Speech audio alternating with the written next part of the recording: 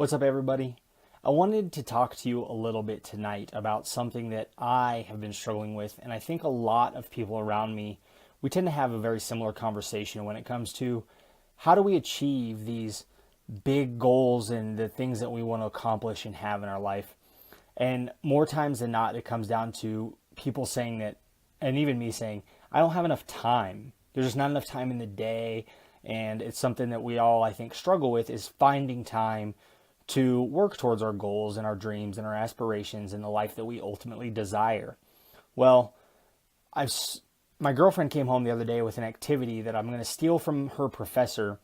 And what it does is it helps you realize where you're allocating your time and the likelihood of how you spending your time the way you're spending it now is going to achieve the life that you wish to live.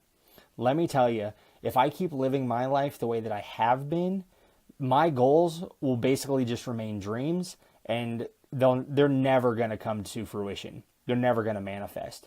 So if you click on the link below, I'll email you a copy of the worksheet. Basically, in the worksheet, what you're going to do is you're going to take a detailed look of where you're spending your time for an entire week. Every day, you're going to write out as much detail as you can, hour by hour, how you spent your time. So, for instance, for me, first thing in the morning, 5:17, I get up. Yep, 5:17, because there's this weird thing in my house about odd numbers on clocks, and 5:17 is a good odd one. So I get up, and the first thing I do is walk the dog. I'm back in the house around 5:45, meditate for 20 minutes or so. Then I like to read and journal in the morning, about 10 or 15 minutes for each. And then I make breakfast, and you just kind of outline your whole day. When I get home, the very first thing I do every time is I get out of my monkey suit, and I put on some comfy pants, and I slip out of my shoes, and I put on my slippers, and I eat usually potato chips and salsa. It's like every day, and I had no idea how much I do it until I mapped my week. Now, what I realized doing this activity is after I mapped my week, I sat down and I really considered my top 2 or 3 goals. For you, if you're going to do this activity, what I would recommend is maybe just pick 1 or 2 at the most, because you don't want to overwhelm yourself. So what I realized is I spent a lot of time researching and going down these rabbit holes of personal and professional development, but then I don't do anything with them. I think they call it a seeker or something like that, but it's, what good is it to seek? I want to become a finder. That's what I'm looking for, is I want to find things. What I realize is I waste a lot of time watching TV, watching football, watching the World Series that's on right now, going down these rabbit holes, reading books. Now, there's nothing wrong with reading books, but I do it to procrastinate actionable momentum towards my business, towards putting up content, reaching out to clients, things like that. So what I want you to do is I want you to really detailed account of your entire week.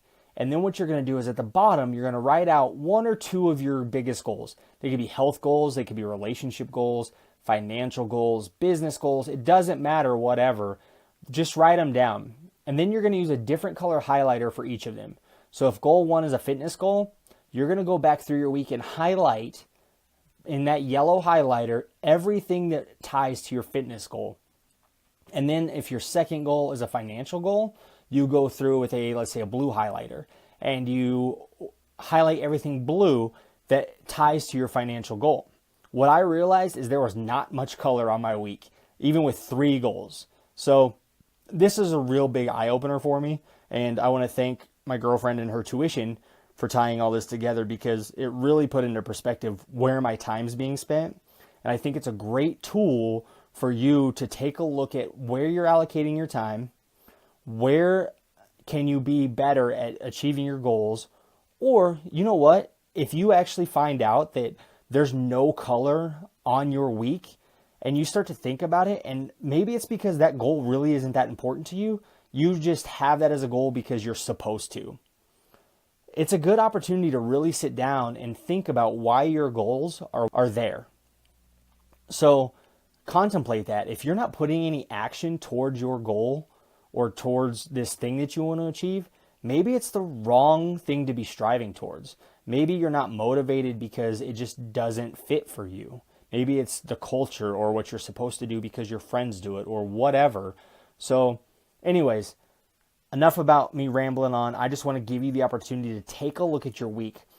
As always, I want you, if this connects with you or you think it would fit for any of your friends or anything like that, feel free to send it out. Send it to as many people as possible. Our goal is just to help people achieve the things that they want to achieve, live the life they want to live. So feel free to forward this on, include it in your Facebook. That would be great. I'd love a shout out. And as always, if you ever run into anything or you come across something that's like an aha moment, I want to hear from you. Or if you had a stumbling block and you need some support, reach out to me also. We're offering some free coaching sessions, some opportunities to really work with some professionals to figure out what motivates you and find your purpose in life. So anyways, good luck achieving your goals. Have a fun time with this week, and hopefully it'll lead to success in the future. See you later.